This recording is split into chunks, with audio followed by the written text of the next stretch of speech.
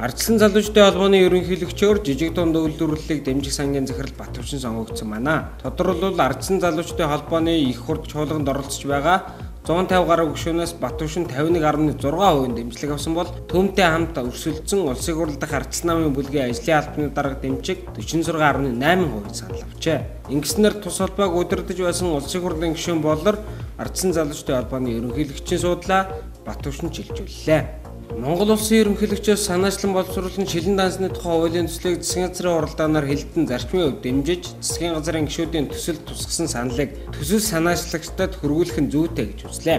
Төсвийн ил тод байдал иргэдийн оролцоог хангах сүүлийн жилүүдэд улсын хурал засгийн газраас мэдээллийн ил тод байдал ба мэдээлэл авах эрхийн тухай хууль, төсвийн тухай хууль болон санхүүгийн ил тод байдлыг хангахад дагаж мөрдөх батлан хэрэгжүүлж байгаа боловч төсвийн талаарх иргэд олон нийтийн ойлголт мэдээлэл сул төсвийн үйл ажиллагаанд иргэдийн оролцоо хангалтгүй байгаамаа. Газар хөдлөлтөөс урьдчилан сэргийлэх үүднээс засгийн газрын уралдаанаар газар хөдлөлтийн гамшигын аюулыг бууруулах судалгааны ажлыг эрчимжүүлэх, түүний идэвхжлийн төлөв байдал, хүчтэй голомтуудын гормыг судлах, эрсдлийн үнэлгээг тогтоох зорилгоор газар хөдлөлтийг бүртгэх байнгын ажиллагаатай станцыг Баянгор аймгийн Богцом, Дундгов аймгийн Мандалгов, Сэлэнгийн Сүхбаатар хотод байгуулахаар шийдвэрлэжээ. Засгийн газрын өшигдрийн уралдаанаар хөдөө аж ахуйн үйлдвэрлэлийн салбарыг хөгжүүлэхэд үнэтэй өв нэмэр оруулж буй холбогдох журмын шалгуур үзүүлэлтийг бүрэн хангасан 53 малчныг улсын сайн малчнаар, нэг аж ахуйн нэгжийг улсын тэргүүний фермерээр, 9 аж ахуйн нэгжийг улсын тэргүүний тариалан чамд олноор 15 иргэнийг улсын тэргүүний тариаланчаар шалгаруулжээ. Улсын сайн малчид 34-өөс 78 хүртэлх насныхан бөгөөд эдний дунд малчин эмэгтэй нэг байгаа бөгөөд улсын тэргүүний фермер шалгарсан хаан улд дүүргийн туул тусганы төмөн аж ахуй нэгжин 105 мянган өндөглөх шувуутай бөгөөд жилд 12.4 сая өндөг үйлдвэрлэж Улаанбаатар хотын хүн амын хэрэгцээнд нийлүүлж байгаа юм а. Улсын тэргүүний тариалан чамд олноор шалгарсан 9 аж ахуй нэгжийн 6 нь үр тарианы үйлдвэрлэл, 2 нь төмс хүнсний ногоо, 1 нь жимс хүнсний ногоо, 2 нь хоршооны зохион байгуулалтаа үйл ажиллагаа явуулдаг байна. Улсын тэргүүний тариаланч уулзлыг хангасан иргэд улсын дундаж ургацаас төмс 80-аас 150 центнерээр, хүнсний ногоо 60-аас 125 центнерээр тус илүү хурааж байнгын болон төр ажиллагааны байр бий болгож 50-аас 50 хүнийг ажилуулдаг байна. Засгийн газрын уралдаанаар мэргэжлийн албаны ерөнхий газрын даргын үүргийг төр орлон гүйцэтгэгч гүн озрыг өөрсдөө ажилласан чөлөөлж Дашторжийн Батмөнхийг томиллоо. Батмөнх нь тус газрын хамгийн газрын даргаар ажиллаж байсан юм. Өмнө нь мэргэжлийн албаны ерөнхий газрын статусыг өөрчлөх талаар яригдж байсан ч одоогоор албан ёсны шийдвэр гараагүй байна. Үндсэн хуулийн төсөө гишүүн Сугрын хүү цогт нарын 12 хүнд холбогдох харт амтны эргийг прокурорын байгууллагаас нийслэлийн 1-р шугт шилжүүлжээ. Сугрын хүү цогт нь 1987 онд төрсөн бөгөөд тэдэнд эрүүгийн хуулийн 192 дугаар зүйл зааснаар мансууруулах болон сэтгцэд нөлөөлөх юм бэлтгэл бодисыг хууль бусаар олж авсан, хадгалсан, тээвэрлсэн, борлуулсан гэх үндслээр буруутгаж байгаа юм а. Шүүх хурал энэ сард тавилагдах юм байна.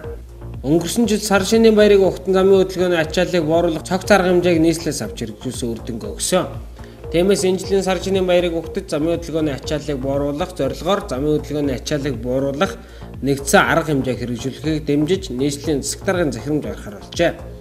Тодорхойлбол томоохон зах худалдааны төвүүдийн замын хөдөлгөөний чиглэлд өөрчлөлт оруулах, уулзууруудын нэвтрүүлэх чадварыг нэмэгдүүлэх, сар шинийн өмнөх амралтын өдрүүд автомашины улсын дугаарын тэгш сонгоогоор нь ялган замын хөдөлгөөнд оролцуулах, энэ хугацаанд гэр ороолоос нарантал худалдааны төв рүү нийтийн тээврийн буухын автобус явуулахаар болжээ. Автомашины улсын дугаарыг тэгш сонгоогоор хязгаарлан замын хөдөлгөөнд оролцуулахдаа 1-р сарын 18-ны Бямб, 26-ны Ням гарагуудад сондгоо, 19-ны Ням, 25-ны Бямб гарагуудад тэгш тоогоор төгссөн тээврийн хэрэгсэлд нийслэлийн иргэдийн төлөөлөгчдийн урлаас тогтоосон бүсэд замын хөдөлгөөнд оролцохгүй байхаар зогсоолжээ. Алдарт тасгалжуулагч Дмитрий Мендишвилийн нэрэмжит насан туршидтын олон улсын тэмцээн Оросын албаны улсын Красноярск хотод 1-р сарын 10-нд нээлттэй. Тус тэмцээнийг өнгөрсөн 12 дугаар сард ПИЛА буюу олон улсын бүхий төрлүүдийн холбооноос баталсан шинэ жингийн ангиллаар зохион байгуулж байгаа бөгөөд тэмцээнд Оросын албаны улс, Казахстан, Беларусь, Узбекистан, Монгол, Япони, Норвеги, Финлянд зэрэг орны бүгчүүд өрсөлдөж байгаа юм а.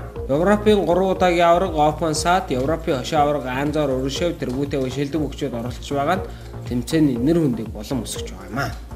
Монголын зохиолчдын өвлийн удирдах зүйлийн шийдвэрээр дараах нэр бүхий зохиолчдыг Монголын зохиолчдын өвлийн нэрвч шагналаар шигдсэн байна. Үүнд Алтан гэрэл хар дардас, Бадамжав сэтгэлийн ээж Баярхуу эх орон танаа Ичээ орлоо гийгүүлэн Цэрэнжамч Наран дал Чинбат Арсны чулуу хэрэг дамдын сүрэн судлал хөдөрмөнх салхин биерээр таталсан сарны сөв бүтээлүүдээр хүрсэн байна.